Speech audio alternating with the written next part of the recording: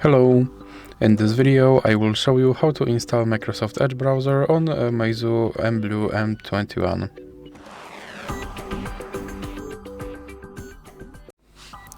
So you have to start by opening your Google Play Store, then click on search bar and type in Edge. Now click search and click install.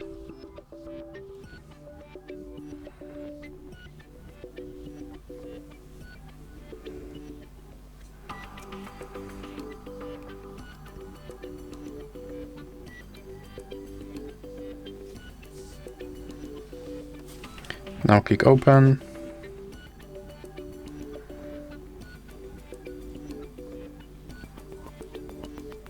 And here you can set this browser as your default browser, or you can click not now.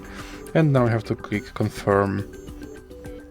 And as you can see, my Microsoft Edge is now installed and is ready to use, so that's it for this video. If you liked it, please remember to leave a like and subscribe.